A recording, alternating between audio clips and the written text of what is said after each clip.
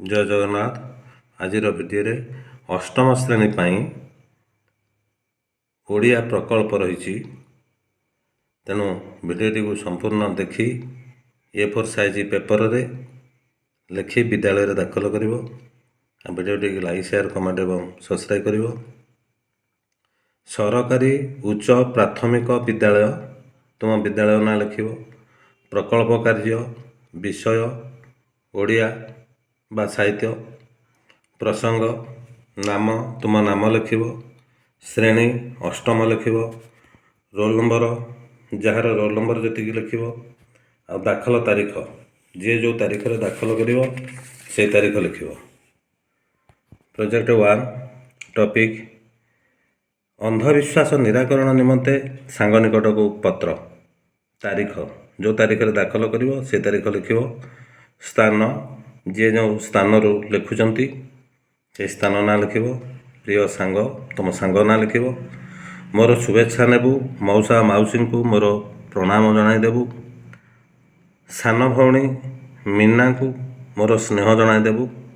ଯାହାର ଭଉଣୀ ନାଁ ଯାହା, ତାଙ୍କର ସେଇ ନାଁ ଲେଖିବେ।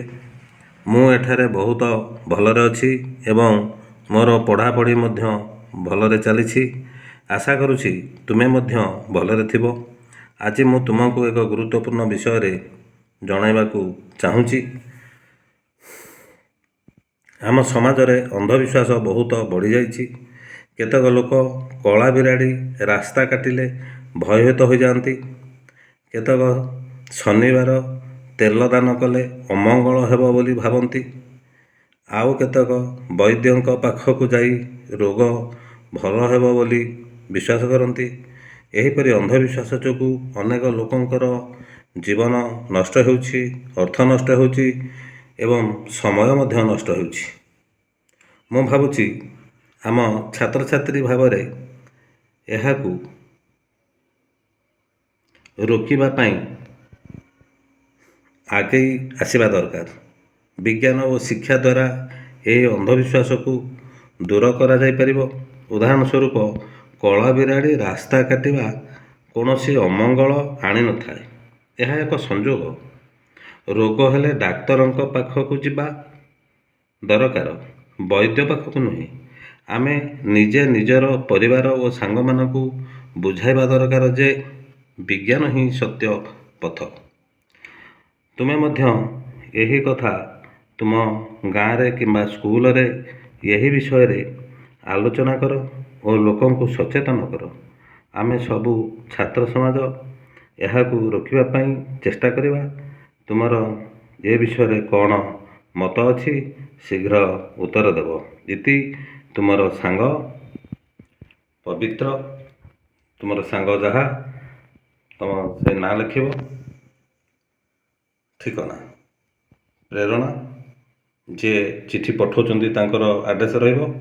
ଆଉ ଗ୍ରାହକ ଯିଏ ଚିଠି ଗ୍ରହଣ କରିବେ ତାଙ୍କର ଆଡ୍ରେସ୍ ରହିବ।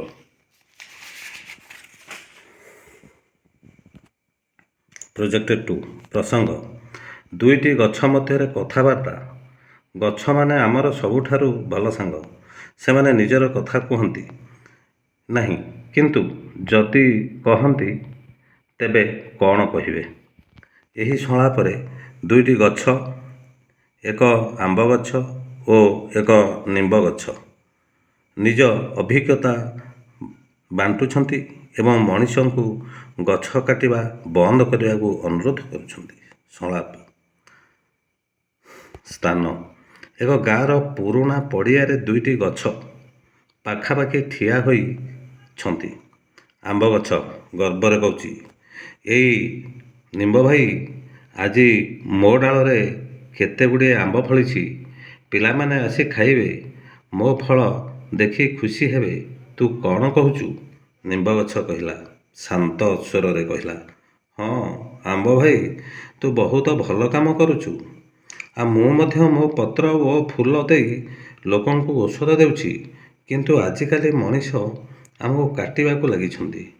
ମୋ ମନ ବହୁତ ଦୁଃଖ। ଆମ୍ବ ଗଛ, ଠିକ୍ କହୁଛୁ ନିମ୍ବ ଭାଇ। କିଛି ବର୍ଷ ତଳେ ଏଠାରେ ଅନେକ ଗଛ ଥିଲେ। ପକ୍ଷୀମାନେ ଗୀତ ଗାଉଥିଲେ, ପିଲାମାନେ ଗଛ ତଳେ ଖେଳୁଥିଲେ। ଏବେ ଏସବୁ ଚାଲିଗଲେ। ଜୀବନ କେବଳ ଆମେ 2 ଜଣ ରହିଗଲୁ। ନିମ୍ବ ଗଛ। ହଁ, ଆଉ ଜଳବାୟୁ ବଦଳୁଛି, ଗରମ ବଢ଼ୁଛି, ବର୍ଷା କମୁଛି। ଆମେ ଗଛମାନେ ତ ଅକ୍ସିଜେନ୍ ଦେଉଛୁ, କାର୍ବନ ଡାଇଅକ୍ସାଇଡ୍ ଶୋଷୁଛୁ, ତଥାପି ମଣିଷ ଆମକୁ ବୁଝୁନାହାନ୍ତି। ଆମ୍ବ ଗଛ। ଏ କଥା ସତ୍ୟ। ଯଦି ଆମେ ନଥାନ୍ତେ, ତେବେ ପୃଥିବୀରେ ଜୀବନ କିପରି ଚାଲିବ?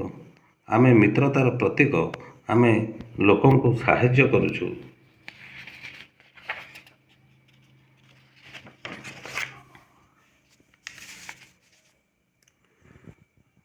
ନିମ୍ବ ଗଛ।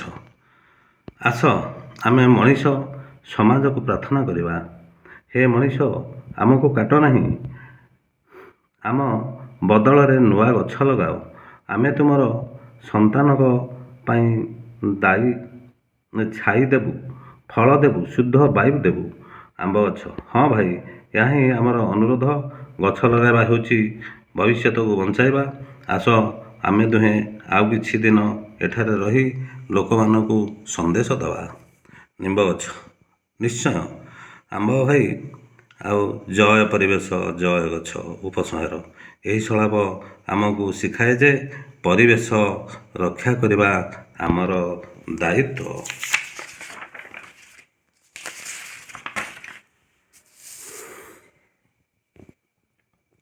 ପ୍ରୋଜେକ୍ଟ 3 ପ୍ରସଙ୍ଗ ପ୍ରହେଳିକା।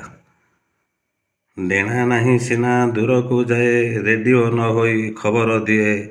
ପାଇଲେ ମିଳେଇ ଖୁସି, ତାହା ଯିବା ଆସିବା କମି ଆସିଲାଣି ନୂଆ କୁହ ହସି ହସି। ଉତ୍ତର ହେଲା ଚିଠି। 2 ନମ୍ବର। ଗଛଟେ ଥିଲି, ପାଣିଆ ହେଲି, ମୁଣ୍ଡାରୁ ହେଲି ଗୋଡ଼ି। ବଜାରରେ ମୋର ଚାହିଦା ବହୁତ, ସବୁ ଘରେ ହୁଏ ଲୋଡ଼ି। ଚିନି। ଆସିଲା ବଡ଼ ଚଢ଼େଇ, ବସିଲା ଡେଣା ମେଲାଇ, ଧରିଲା ମାଛ, ଖାଇଲା ନାହିଁ ଜାଲ। ଟିକି ବାଛୁରୀ ବେକରେ ପଘା, ଟିକି ଦାନ୍ତରେ କାମୁଡ଼େ ଲୁଗା ଛୁଞ୍ଚି। ମୋ ପେଟରୁ ଜନମ ନେଲା, ମା'କୁ ସିଏ ନାତ ମାରିଲା ଦିଆସିଲି। ପ୍ରୋଜେକ୍ଟ 4 ପ୍ରସଙ୍ଗ। ମୋ ଜୀବନକୁ ପ୍ରଭାବିତ କରୁଥିବା ବ୍ୟକ୍ତି। ମୋ ଜୀବନକୁ ବହୁତ ପ୍ରଭାବିତ କରୁଥିବା ବ୍ୟକ୍ତି ହେଉଛନ୍ତି ମୋର ପ୍ରିୟ ଶିକ୍ଷକ। ସେ କେବଳ ପାଠ୍ୟପୁସ୍ତକର ଜ୍ଞାନ ନୁହେଁ, ଜୀବନର ମୂଲ୍ୟବାନ ଶିକ୍ଷା ମଧ୍ୟ ସେ ମୋତେ ଦେଇଛନ୍ତି। ତାଙ୍କର ସରଳ ଓ ସ୍ପଷ୍ଟ ଭାବେ ପଢ଼ାଇବା ଶୈଳୀ ଯୋଗୁଁ କଠିନ ବିଷୟଗୁଡ଼ିକ ମଧ୍ୟ ସହଜ ଲାଗେ।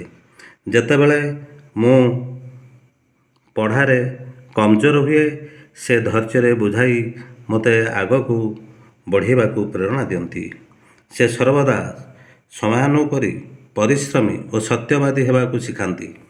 ତାଙ୍କଠାରୁ ମୁଁ ଅନ୍ୟମାନଙ୍କୁ ସମ୍ମାନ ଦେବା ଓ ସାହାଯ୍ୟ କରିବା ଶିଖିଛି। ସେ ମୋ ଭିତରେ ଥିବା ଆତ୍ମବିଶ୍ୱାସକୁ ଜାଗ୍ରତ କରିଛନ୍ତି ଓ ବଡ଼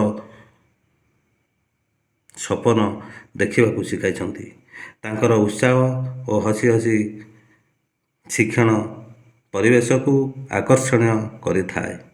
ମୋ ସଫଳତାରେ ସେ ଅଧିକ ଖୁସି ହୁଅନ୍ତି, ଯାହା ମୋତେ ଆହୁରି ପରିଶ୍ରମ କରିବାକୁ ପ୍ରେରିତ କରେ। ମୁଁ ବଡ଼ ହୋଇ ତାଙ୍କ ପରି ଶିକ୍ଷକ ହେବାକୁ ଚାହୁଁଛି ଓ ଅନ୍ୟମାନଙ୍କୁ ଜ୍ଞାନ ଦାନ କରିବାକୁ ଚାହୁଁଛି।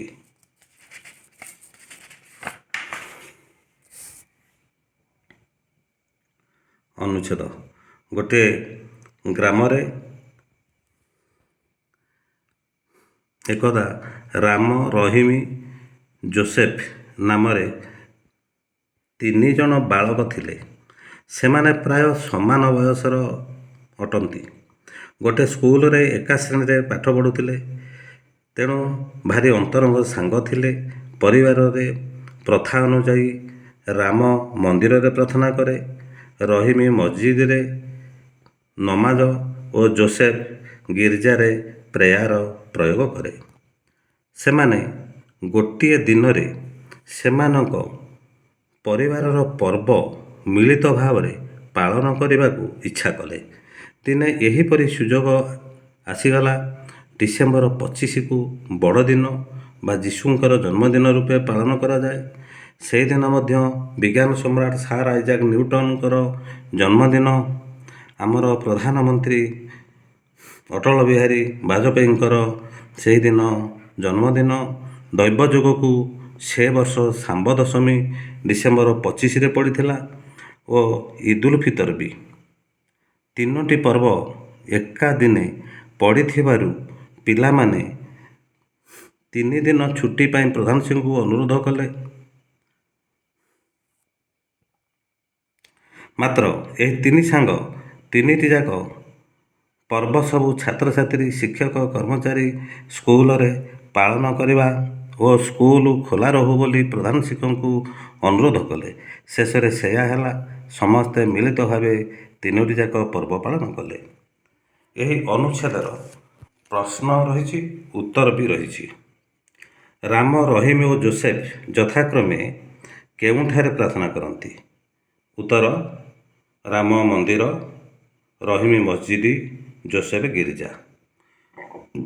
2 ନମ୍ବର, ଡିସେମ୍ବର 25 ତିନି ଜଣ କେଉଁ ବିଶିଷ୍ଟ ବ୍ୟକ୍ତିଙ୍କର ଜନ୍ମଦିନ? ଯୀଶୁଖ୍ରୀଷ୍ଟ, ଆଇଜାକ୍ ନ୍ୟୁଟନ ଏବଂ ଅଟଳ ବିହାରୀ ବାଜପେୟୀ। 3 ନମ୍ବର, ଏକଦା ଡିସେମ୍ବର 25ରେ କେଉଁ ତିନୋଟି ପର୍ବ ଏକାଠି ପଡ଼ିଥିଲା? ଇଦୁଲ୍ ଫିତର, ଶାମ୍ବ ଦଶମୀ, ବଡ଼ଦିନ।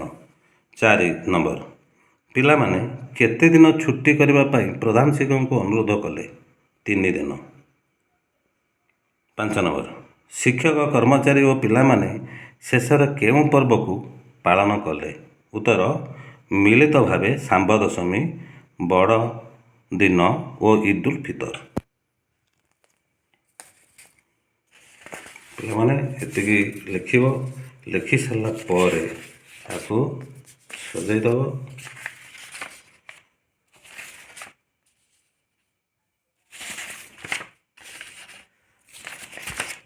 ସଜାଡ଼ିକି ଏହିପରି ସଜାଡ଼ି ବିଦ୍ୟାଳୟରେ ଦାଖଲ କରିବ। ବିଦ୍ୟାଳୟରେ